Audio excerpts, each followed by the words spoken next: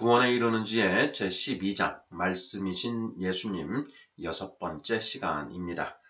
예수님과 함께하는 방법이라는 소제목 하에 9개의 질문으로 되어 있습니다. 1번 성경 본문을 읽다가 예수님을 가리키는 단어 예컨대 주, 예수, 그리스도라는 단어가 나오면 하나님의 말씀으로 바꾸어 읽어보면 뜻이 명확해지는 경우가 많습니다. 그 이유가 무엇인가요? 2번 요한복음 14장 6절을 이렇게 읽으면 어떤 의미가 되나요?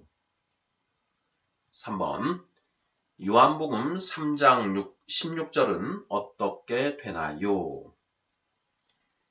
4번 육신으로 오신 예수님은 주로 칭의, 말씀이신 예수님은 주로 성화와 관련됩니다. 그 이유가 무엇인가요? 5번 칭의 단계를 지나 성화 단계에 있는 성도들이 육신으로 오신 예수님만 바라보고 있으면 성화가 진행될 수 있을까요? 없을까요? 6번 그 이유는 무엇인가요? 7번 성화 단계에 있는 성도들이 말씀이신 예수님과 함께하는 방법은 무엇인가요? 8번 구약시대에는 말씀을 돌판에 새겨주셨지만 신약시대에는 마음판에 새겨주신다고 합니다. 마음판에 하나님의 말씀을 새겨주시는 분은 성부, 성자, 성령 하나님 중 누구신가요? 9번 당신의 마음판에는 하나님의 말씀이 얼마나 새겨져 있나요? 자, 이렇게 해서 9개의 질문입니다.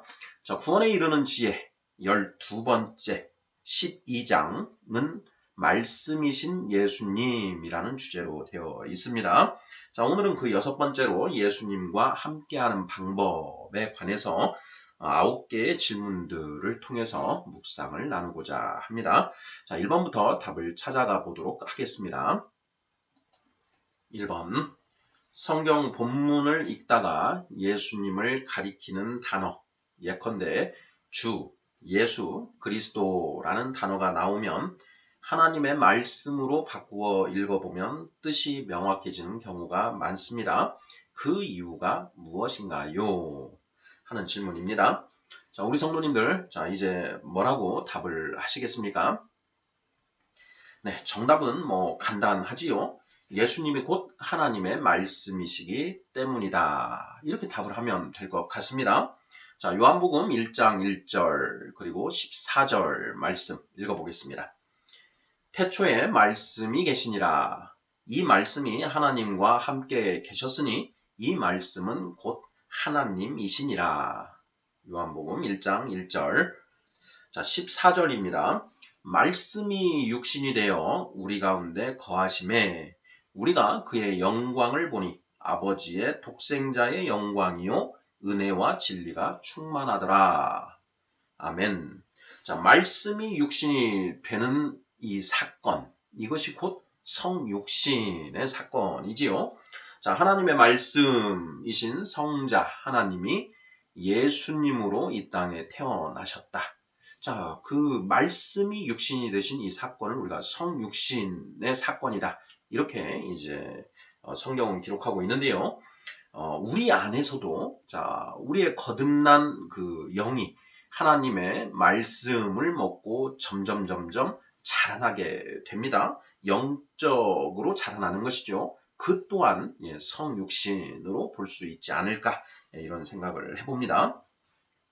자, 요한일서 1장 1, 2절 말씀도 같이 살펴봐야 되죠. 읽어보겠습니다. 태초부터 있는 생명의 말씀에 관하여는 우리가 들은 바요, 눈으로 본 바요, 자세히 보고 우리의 손으로 만진 바라. 이 생명이 나타내신 바 된지라. 이 영원한 생명을 우리가 보았고 증언하여 너희에게 전하노니 이는 아버지와 함께 계시다가 우리에게 나타내신 바 된 이시니라. 아멘. 자, 아버지와 함께 계시다가 우리에게 나타내신 바 된 이는 곧 예수 그리스도이시지요. 자, 아버지와 함께 계셨다. 태초부터 있는 생명의 말씀. 자, 1번 질문. 성경 본문을 읽다가 예수님을 가리키는 단어, 예컨대 주, 예수, 그리스도라는 단어가 나오면 하나님의 말씀으로 바꾸어 읽어보면 뜻이 명확해지는 경우가 많다. 그 이유가 무엇인가? 정답은 예수님이 곧 하나님의 말씀이시기 때문이다. 이렇게 답을 하면 전혀 틀림이 없겠지요. 자, 2번 질문 보겠습니다. 요한복음 14장 6절을 이렇게 읽으면 어떤 의미가 되나요? 하는 질문입니다. 자, 요한복음 14장 6절. 자, 예수께서 이르시되 내가 곧 길이요 진리요 생명이니 나로 말미암지 않고는 아버지께로 올 자가 없느니라 하는 말씀입니다. 자, 여기에 예수님에 해당되는 표현들을 하나님의 말씀으로 바꾸어서 읽어보면 어떻게 되는지 한번 보겠습니다. 예수께서 이르시되 하나님의 말씀이 이르시되 내가 곧 길이요 진리요 생명이니 하나님의 말씀이 곧 길이요 진리요 생명이니 나로 말미암지 않고는 하나님의 말씀으로 말미암지 않고는 아버지께로 올 자가 없느니라. 이렇게 읽혀지는 것이죠. 하나님의 말씀이 이르시되 하나님의 말씀이 곧 길이요 진리요 생명이니 하나님의 말씀으로 말미암지 않고는 아버지께로 올 자가 없느니라. 이렇게 읽혀진다라는 것이죠. 자, 예수께서 이르시되 내가 곧 길이요 진리요 생명이니 나로 말미암지 않고는 아버지께로 올 자가 없느니라. 자, 육신으로 오신 예수님만을 염두에 두고 읽어보면 조금 뜻이 애매할 수도 있는데, 자, 여기에 예수님을 가리키는 그 표현들을 하나님의 말씀으로 바꾸어서 읽어보니 뜻이 명확해지더라 하는 것을 우리가 느낄 수 있는 것 같습니다. 하나님의 말씀이 이르시되 하나님의 말씀이 곧 길이요 진리요 생명이니 하나님의 말씀으로 말미암지 않고는 아버지께로 올 자가 없느니라. 자, 하나님의 말씀이 곧 길이요 진리요 생명임을 확신하고 나아가는 것, 그것이 곧 구원의 확신이다 라는 것. 이것도 우리가 깊이 생각해 볼 부분이고 이미 너무나 잘 알고 있는 그런 내용이지요. 3번 질문입니다. 요한복음 3장 16절은 어떻게 되나요? 하는 질문입니다. 자, 요한복음 3장 16절 우리가 모두 암송하고 있는 말씀이지요. 하나님이 세상을 이처럼 사랑하사 독생자를 주셨으니 이는 그를 믿는 자마다 멸망하지 않고 영생을 얻게 하려 하심이라. 아멘. 자, 여기에서 예수님을 가리키는 표현 독생자 이 부분이죠. 자, 그러면 독생자 그로 표현되어 있는 이 단어를 하나님의 말씀으로 바꾸어서 읽어보면 되겠습니다. 자, 하나님이 세상을 이처럼 사랑하사 독생자를 주셨으니 하나님의 말씀을 주셨으니 이는 그를 믿는 자마다 이는 하나님의 말씀을 믿는 자마다 멸망하지 않고 영생을 얻게 하려 하심이라. 이렇게 되는 것이죠. 자, 바꿔서 완전히 읽어보겠습니다. 하나님이 세상을 이처럼 사랑하사 하나님의 말씀을 주셨으니 이는 하나님의 말씀을 믿는 자마다 멸망하지 않고 영생을 얻게 하려 하심이라. 이렇게 읽혀진다라는 것입니다. 자, 어떤가요? 뜻이 더 명확해지지 않습니까? 자, 우리가 성경을 읽다가 예수님을 가리키는 단어가 나오면 하나님의 말씀으로 바꾸어서 읽어보면 그 뜻이 명확해진다라는 것. 이 부분이 핵심 포인트가 되겠습니다. 자, 4번 질문 보겠습니다. 육신으로 오신 예수님은 주로 칭의, 말씀이신 예수님은 주로 성화와 관련됩니다. 그 이유가 무엇인가요? 자, 이미 지난 시간들에 살펴봤던 그런 내용 다시 한번 반복하는 것인데요. 자, 육신으로 오신 예수님은 주로 칭의와 관련되고 말씀이신 예수님은 주로 성화와 관련된다. 그 내용을 성경이 이미 여러 구절에서 선포하고 있다라는 것 이미 우리가 살펴보았는데요. 자, 우리가 이미 공부한 내용을 간략하게 다시 한번 정리를 해보는 그런 문제가 되겠습니다. 자, 육신으로 오신 예수님은 십자가의 제물이 되셔서 예수 그리스도를 영접하는 자의 지나간 죄를 사하여 의롭게 하심을 이루시기 때문에 주로 칭의와 관련되지요. 의롭다 하심, 예수 그리스도를 믿고 예수님이 그리스도이심을 믿고 나아가는 것, 이것이 곧 예수 그리스도를 영접하는 것인데요. 자, 예수 그리스도를 영접하는 자들은 지금까지, 그때까지, 영접할 때까지 지었던 그 모든 죄들이 사하여지는 것이지요. 그 죄들이 모두 사하여짐으로써 하나님으로부터 의롭다, 네가 이제는 의롭다 하심을 이제 그런 의롭다는 말을 들을 수 있게 된다라는 것입니다. 그것을 칭의라고 하는 것이지요. 그 칭의는 어떻게 이루어지느냐? 바로 십자가의 대속제물 되신 예수님이 우리를 구원하실 유일한 분이시다라는 것을 믿고 받아들임으로써 그 칭의가 이루어진다라는 것이죠.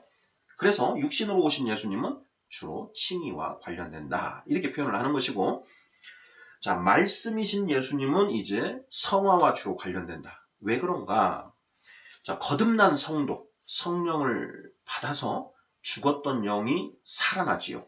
자, 그렇게 거듭난 성도는 성령의 조명하심으로 성경 66권 하나님의 말씀을 비로소 깨달을 수 있게 되고, 또한 그 성령님께서 그 깨달은 말씀들을 우리 마음판에 한 줄 한 줄 이렇게 새겨주시는데, 그 하나님의 말씀이 한 줄 한 줄 우리 마음판에 새겨질 때마다 우리는 그만큼 조금씩 조금씩 거룩하게 되어간다. 그 과정을 곧 성화라고 한다.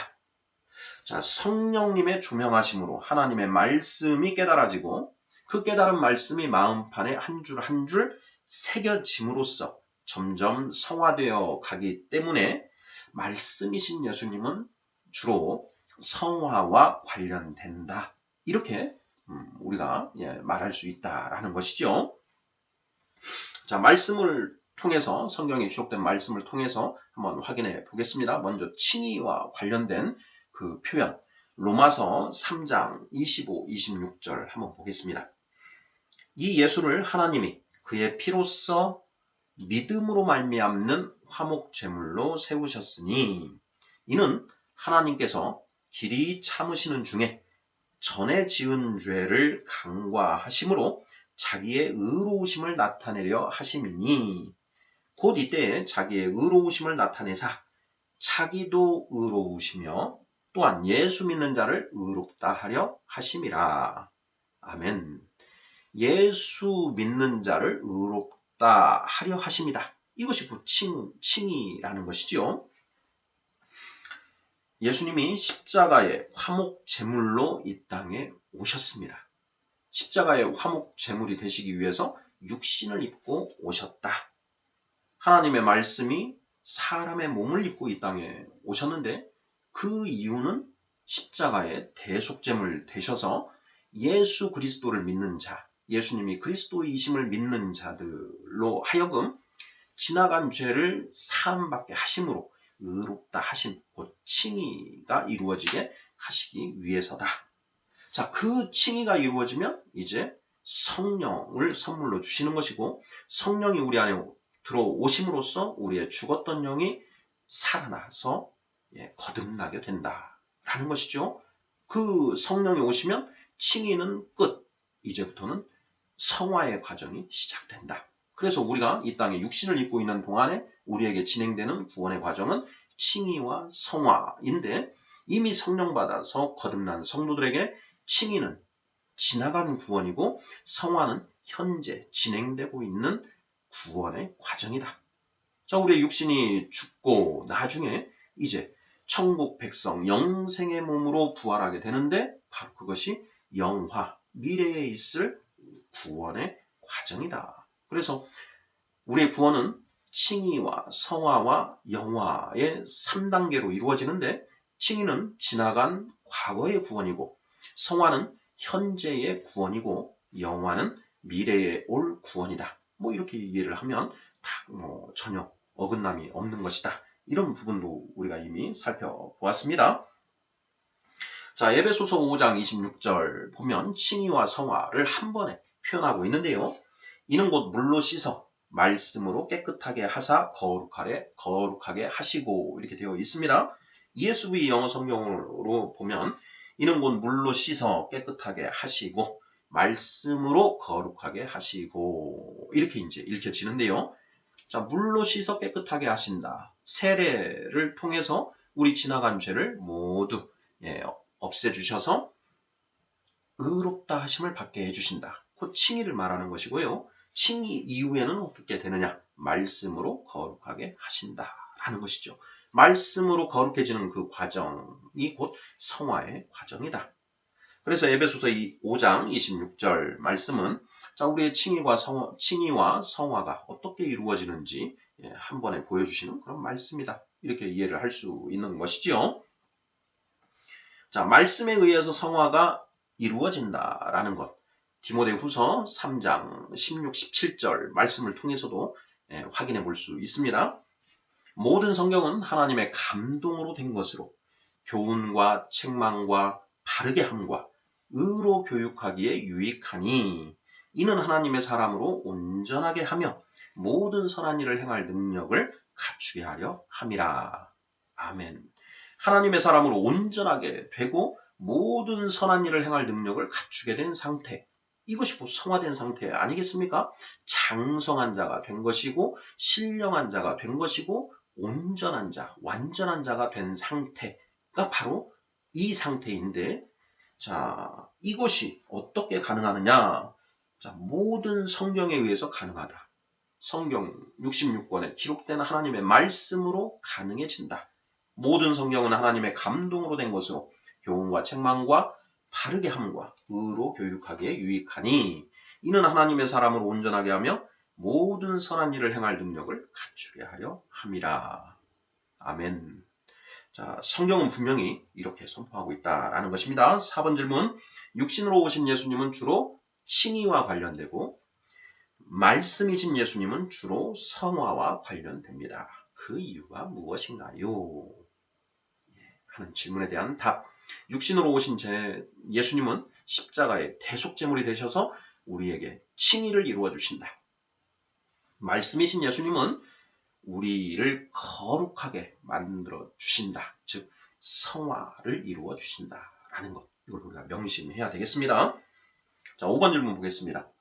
칭의 단계를 지나 성화 단계에 있는 성도들이 육신으로 오신 예수님만 바라보고 있으면 성화가 진행될 수 있을까요? 없을까요? 하는 질문입니다. 우리 성도님들 어떻게 답하시겠습니까?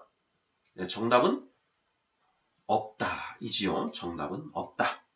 육신으로 오신 예수님은 칭의와 관련됩니다. 자, 이미 칭의가 이루어진 성도들은 이제 말씀이신 예수님을 이제 바라보고 말씀이신 예수님을 만나기 위해서 노력해야 된다. 그래야만 성화가 진행된다라는 것이죠.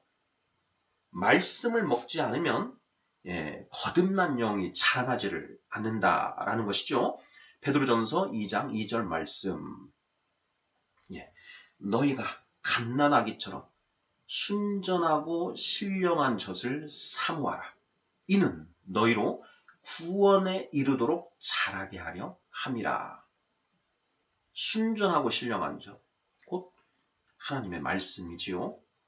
성경 66권에 기록된 하나님의 말씀을 열심히 읽고 묵상해서 하나님의 뜻을 하나하나 깨달아 알아가는 그 과정, 그것이 곧 성화의 과정인데 말씀을 아예 읽지를 않는다. 그러면 성화는 이루어질 수가 없다라는 것이죠.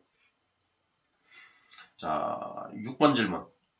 그 이유는 무엇인가요? 이렇게 되어 있습니다. 자, 칭의 단계를 지나 성화 단계에 있는 성도들이 육신으로 오신 예수님만 바라보고 있으면 성화가 진행될 수 없다. 그 이유가 무엇인가 하는 그 질문입니다. 이런 질문에 우리는 항상 성경 구절을 가지고 답을 하면 되는데요. 자, 우리 성도님들 어느 구절로 답을 하시겠습니까? 저는 먼저 요한복음 17장 17절 말씀으로 답을 해봤습니다. 그들을 진리로 거룩하게 하옵소서. 아버지의 말씀은 진리니이다. 아멘. 그들을 진리로 거룩하게 하옵소서. 그들은 누구냐? 예수 그리스도를 영접한 성도들을 가리키는데요. 그들을 진리로 거룩하게 만들어 주십시오. 아버지의 말씀이 곧 진리입니다.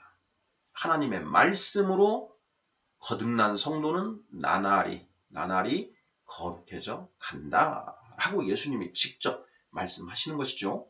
요한복음 17장은 대제사장의 기도라는 그런 명칭이 붙어 있지요. 예수님 당신을 위해서 기도를 하시고 또 예수님의 직계 제자들을 위해서 기도를 하시고 또 그 제자들을 통해서 예수 그리스도를 영접한 그 제자들을 위해서 기도를 하시는데, 자, 그 기도 끝에 그들을 진리로 거룩하게 하옵소서, 아버지의 말씀은 진리니이다 하고 선포를 하셨다라는 것이죠. 육신으로 오신 예수님만 바라보고 있으면 성화가 진행될 수 없다. 그 이유가 무엇인가? 성화는 말씀이신 예수님을 통해서 이루어지기 때문이다. 이렇게 답을 하면 될 것 같고요. 우리가 앞에서 살펴본 에베소서 5장 26절 역시 이 질문에 대한 답이 될 수 있을 것 같습니다. 자, 에베소서 5장 26절.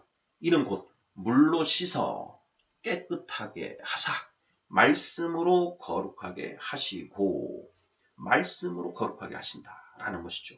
물로 씻어서 깨끗하게 해주시고 그 다음에 말씀으로 거룩하게 해주신다. 우리가 거룩해지기 위해서는 세상의 거짓 가르침, 사상, 온갖 주의들을 먼저 내버려야 된다라고 했습니다. 그것이 바로 구원에 이르는 지의 제2장 세상의 누룩을 내버리라 라는 부분에서 우리가 살펴본 내용이지요. 그 모든 것을 다 내버려야 되는데 그것이 물로 씻어 깨끗하게 되는 과정에서 같이 이루어져야 되지 않을까 싶습니다. 우리는 완전히 깨끗한 그런 상태가 된 다음에 하나님의 말씀에 의해서 거룩해져야 된다. 6번 질문. 그 이유는 무엇인가요? 육신으로 오신 예수님만 바라보고 있으면 성화가 진행될 수 없다. 그 이유가 무엇이냐? 거룩해지는 것은 오직 하나님의 말씀을 통해서만 가능하기 때문이다. 이렇게 답을 하면 틀림없을 것 같습니다. 자, 7번 질문입니다. 성화 단계에 있는 성도들이 말씀이신 예수님과 함께하는 방법은 무엇인가요? 하는 질문입니다. 자, 말씀이신 예수님에 의해서 우리의 성화가 이루어진다라는 걸 우리가 지금까지 확인을 했는데요. 자, 그러면 이 말씀이신 예수님과 어떻게 함께할 수 있는 것인가 하는 부분, 이건 반드시 또 우리가 짚고 넘어가 봐야 할 부분이죠. 그래서 7번 질문. 성화 단계에 있는 성도들이 말씀이신 예수님과 함께하는 방법은 무엇인가요? 하는 질문이 이제 주어진 것입니다. 자, 우리 성도님들 어떻게 답하시겠습니까? 역시 말씀으로 답을 해야 되는데요. 자, 신명기 6장 6절. 오늘 내가 내게 명하는 이 말씀을 너는 마음에 새기고. 아멘. 하나님의 말씀을 우리 마음판에 새겨야 된다. 자, 신명기 11장 18절로 20절 말씀입니다. 이러므로 너희는 나의 이 말을 너희의 마음과 뜻에 두고 또 그것을 너희의 손목에 매어 기호를 삼고 너희 미간에 붙여 표를 삼으며 또 그것을 너희의 자녀에게 가르치며 집에 앉아 있을 때에든지 길을 갈 때에든지 누워 있을 때에든지 일어날 때에든지 이 말씀을 강론하고 또 내 집 문설주와 바깥문에 기록하라. 아멘. 자, 하나님의 말씀을 문설주 그리고 미간, 손목에 기록하고 앉아 있을 때든 길을 갈 때든 누워 있을 때든 일어날 때든 이 말씀을 강론하고 가르치라. 이렇게 해야만 우리가 말씀이신 예수님과 함께할 수 있다라는 것이죠. 우리가 1대1 제자 양육을 하다 보면 이제 그 말씀 이제 파트에서 말씀에 대해서 우리가 보게 되는데 다윗의 시편에 보면 하루 종일 내가 주의 말씀을 읊조리나이다 라는 이제 그런 표현이 나오죠. 우리가 하루 종일 하나님의 말씀을 읊조리면서 또 하나님의 말씀을 읽으면서 이렇게 나아가는 것, 이것이 곧 말씀이신 예수님과 함께하는 방법이다라는 것이죠. 그리고 그렇게 우리가 하나님의 말씀을 사모함으로 나아가면 성령님께서 그 말씀을 우리 마음판에 새겨주신다. 그것이 곧 마태복음 28장 20절에서 내가 세상 끝날까지 너희와 함께하리라 하신 그 예수님의 약속이 그런 방법으로 성취된다라는 것도 이미 우리가 살펴보았지요. 자, 7번 질문. 성화 단계에 있는 성도들이 말씀이신 예수님과 함께하는 방법은 무엇인가요? 네, 간단합니다. 시간 날 때마다, 시간을 일부러 내서 하나님의 말씀을 읽고 연구하고 묵상하는 것. 바로 그것이 말씀이신 예수님과 함께하는 방법이다. 이렇게 답을 하면 틀림없겠지요. 자, 8번 질문입니다. 구약시대에는 말씀을 돌판에 새겨주셨지만 신약시대에는 마음판에 새겨주신다고 합니다. 마음판에 하나님의 말씀을 새겨주시는 분은 성부, 성자, 성령 하나님 중 누구신가요? 하는 질문입니다. 자, 이미 답은 명확하지요. 정답은 성령 하나님이시다라는 것이죠. 자, 고린도후서 3장 3절 한번 보겠습니다. 너희는 우리로 말미암아 나타난 그리스도의 편지니 이는 먹으로 쓴 것이 아니요 오직 살아계신 하나님의 영으로 쓴 것이며 또 돌판에 쓴 것이 아니요 오직 육의 마음판에 쓴 것이라. 아멘. 자, 구약시대에는 하나님이 그 말씀을 돌판에 새겨 주셨습니다. 또 모세를 통해서 율법 책에 기록을 해주셨지요. 자, 그런데 신약시대에는 우리 마음판에 하나님의 말씀을 새겨주신다라는 것입니다. 어떻게 새겨주시느냐? 성령님이 조명해 주심으로써 하나님의 말씀을 조명해 주심으로써 깨닫게 해주시고 그 말씀이 우리 마음판에 기록되게 해주신다라는 것이죠. 자, 에스겔 36장 26, 27, 28절 한번 읽어보도록 하겠습니다.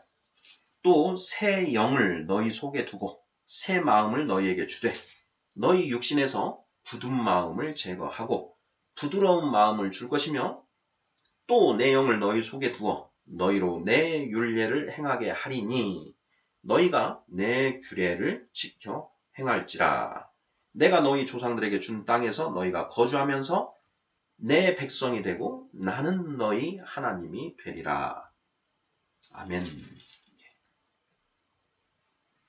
새 영을 너희 속에 두고 새 마음을 너희에게 주어서 너희 육신에서 굳은 마음을 제거하고 부드러운 마음을 줄 것이며 또 내 율례를 행하게 하리니 너희가 내 규례를 지켜 행할 것이다. 이렇게 말씀하시는 것이죠. 성령님이 우리 안에 들어오심으로써 비로소 하나님의 말씀이 깨달아지고 마음판에 새겨져서 그 하나님의 법대로 살아가는 우리가 되어진다라는 그런 말씀이신 것이지요. 자, 마지막 9번 질문입니다. 당신의 마음판에는 하나님의 말씀이 얼마나 새겨져 있나요? 자, 1에서 100 중 몇 %로 답을 하세요. 네, 이렇게 되어 있습니다. 자, 우리 성도님들 한번 각자 자신을 한번 돌아보면서 자, 내 마음판에는 하나님의 말씀이 얼마나 새겨져 있는가 하는 것을 한번 깊이 생각해 보면 좋을 것 같습니다. 자, 내 마음판에는 하나님의 말씀이 얼마나 새겨져 있을까? 자, 하나님을 믿는다라는 것은요, 또 예수님을 믿는다라는 것은 하나님의 말씀을 믿는 것이다 라고 할 수 있다라는 것이죠. 자, 하나님의 말씀을 믿으려면 먼저 하나님의 말씀이 어떤 것인가라는 것을 알아야 되죠. 하나님의 말씀을 알아야 믿을 수 있다라는 것입니다. 하나님의 말씀은 성경 66권에 기록이 되어 있는데, 자, 그 성경에 기록된 하나님의 말씀을 내가 얼마나 알고 있는가, 얼마나 기억하고 있는가. 자, 그 말씀 중에, 성경 66권에 기록된 말씀 중에, 자, 내가 얼마나 알고 있고, 그 알고 있는 말씀을 얼마나 믿고 있는가. 이것이 곧 우리의 믿음을 재보는 그런 기준이, 방법이 될 수 있지 않을까 싶습니다. 하나님의 말씀을 모르면서 하나님을 믿는다. 자, 이렇게 이야기하는 것은 공허한 메아리와 같고 그런 어찌 보면 헛소리일 수 있다라는 것이죠. 잠언 9장 10절입니다. 여호와를 경외하는 것이 지혜의 근본이요, 여호와를 거룩하신 자를 아는 것이 명철이니라, 이렇게 되어 있습니다. 하나님을 경외하는 것이 지혜의 출발점이고 하나님의 뜻을 아는 것이 명철이다. 하나님의 뜻을 우리가 어떻게 알 수 있습니까?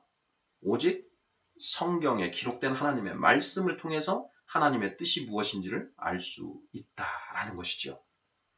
자, 디모데후서 3장 15절. 또 어려서부터 성경을 알았느니 성경은 능히 너로 하여금 그리스도 예수 안에 있는 믿음으로 말미암아 구원에 이르는 지혜가 있게 하느니라.